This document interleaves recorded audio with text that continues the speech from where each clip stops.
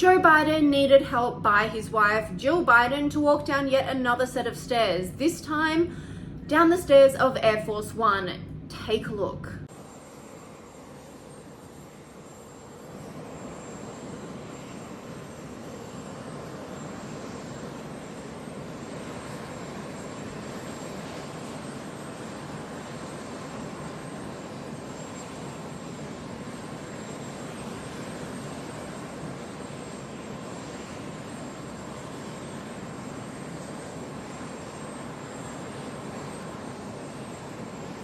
Yeah, I mean, what can you say? Sad, humiliating, devastating. I think the entire world is now in unison saying this guy needs to go.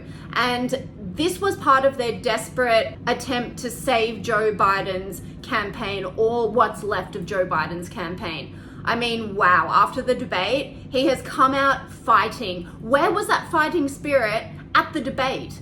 He had tranquilizers during that debate, but after, he's apparently the life of the party. The guy's screaming, he's full of energy. I think they mixed his meds up or something. I don't know what's going on.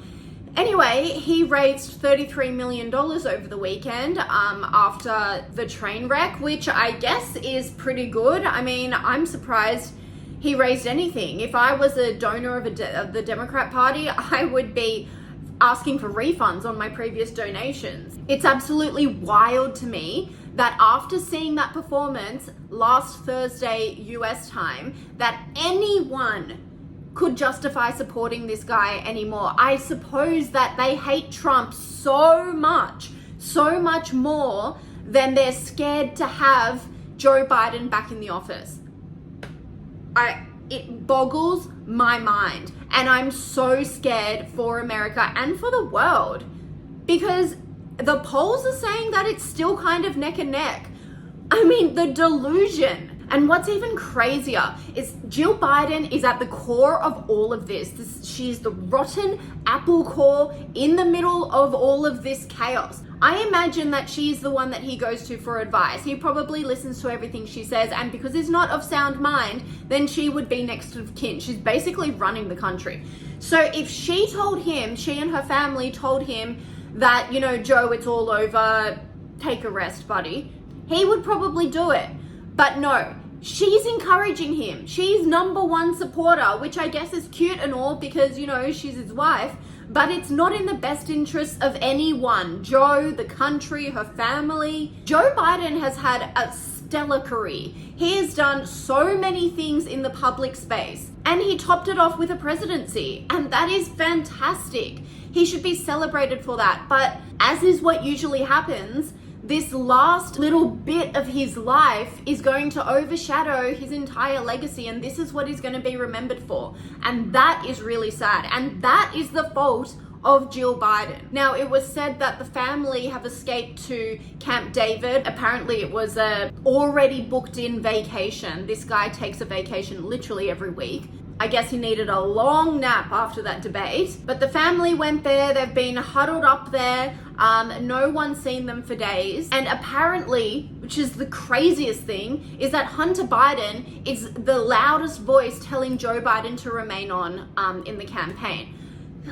It's just craziness. What is wrong with these people? Are they so proud that they can't handle being the first family who bow out of an election? Believe me, it'll be a lot easier to do it now than in November when he loses terribly, humiliatingly. And the thing that worries me is that he's getting worse seemingly every day. And that is very reminiscent of progressing Alzheimer's or dementia. All of the media have all of a sudden done this massive 180. MSNBC, CNN, let's see what The View says. They're all now saying in sync that he needs to be replaced, which has me thinking, was this all a big ploy? Was this all by design? Did the Democrat bigwig say, okay, we're going to send him out there on a death mission. We know how bad he is because they had just had a week preparing with him and he apparently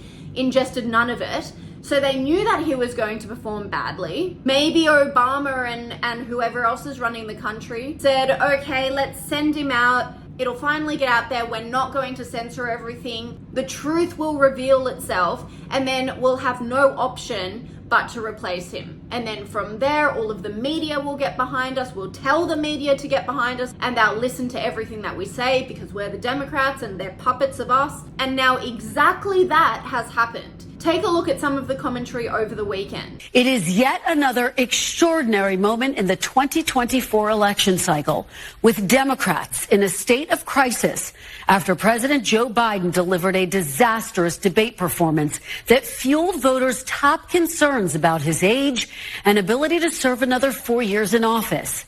Not since the first Nixon-Kennedy debate in 1960 has a debate had as much potential to shake up a presidential race. This morning, there is widespread panic within the Democratic Party and questions about whether the president should drop out of the race. Yeah, miraculously, they've all come to the same conclusion at the very same time. Wow. God, they really think we're idiots, don't they?